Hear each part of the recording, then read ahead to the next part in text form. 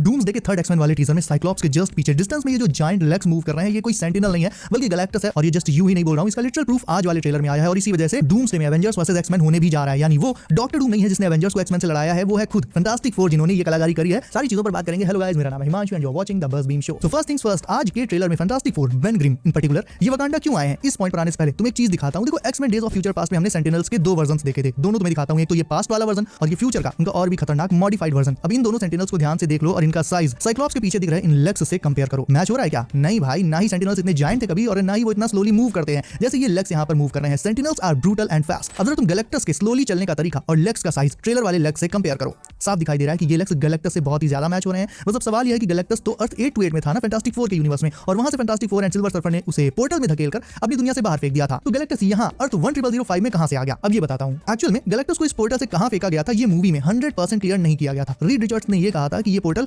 उनके यूनिवर्स के बिल्कुल एज पर खुलता है, यानी ऑलमोस्ट जहां उनका यूनिवर्स खत्म होता है, यानी उनके यूनिवर्स की बाउंड्री पर वो पोर्टल खुलता था। सो आई थिंक कि रीड से यहां पर हो सकता है थोड़ा सा कैलकुलेशन में गलती हुई होगी, जिससे ये पोर्टल उनके यूनिवर्स के एज पर ना खुलकर उस एज को क्रॉस कर गया होगा, यानी फैंटास्टिक फोर के यूनिवर्स को पार करके 10005 यूनिवर्स यानी एक्समैन के यूनिवर्स में खुल गया। और जिस टाइम सिल्वर सर्फर ने गैलेक्टस को टैकल किया, जोर से टक्कर मारी, गैलेक्टस उस पोर्टल से होते हुए 10005 में यानी एक्समैन के यूनिवर्स में ही पहुंच गया। अब गैलेक्टस कोई भला मानुस तो है नहीं, वो है एक नंबर का लोफर। तो एक्समैन के यूनिवर्स में जाकर भी उसने लोफरी शुरू कर दी। हंग्री तो वो fantastic four first steps movie में ऑलरेडी था ही। ऐसे में एक्समैन के यूनिवर्स में पहुंचते ही गैलेक्टस ने एक्समैन की दुनिया को डिस्ट्रॉय करना भी शुरू कर दिया। फिर एक्समैन उसके सामने आ गया, जिसके चलते एक ऑल आउट वॉर छिड़ गई एक्समैन और गैलेक्टस के बीच में। अपने मैसिव साइज और स्ट्रेंथ के चलते गैलेक्टस ने एक्सपेंशन को एक झटके में खत्म कर दिया और उसी के साथ मल्टीपल एक्समैन भी मारे गए। नाउ इस सीन को लेकर मेरी थ्योरी ये है कि काफी सारे एक्समैन गैलेक्टस के हाथों वाइप आउट हो चुके हैं। वो रौंदे हुए एक्सपेंशन के डेब्री पर चल रहा है और साइक्लॉप्स डेस्परेशन में अपना वाइजर उतारकर एक आखिरी वार कर रहा है। नाउ आई नो एक डिटेल इस पूरी थ्योरी के अकॉर्डिंग थोड़ी सी अजीब है। अजीब ये है कि साइक्लॉप्स वाइजर उतारकर फ्रंट में बीम शूट कर रहा है, जबकि गैलेक्टस के लेग्स, अगर वो गैलेक्टस हैं तो वो उसके पीछे दिख रहे हैं। वेल आई गेस दो में से एक चीज हो सकती है, या तो इस पूरे बैटल में कोई थर्ड पार्टी भी इन्वॉल्व है जिसके बारे में मुझे कोई आइडिया नहीं, या फिर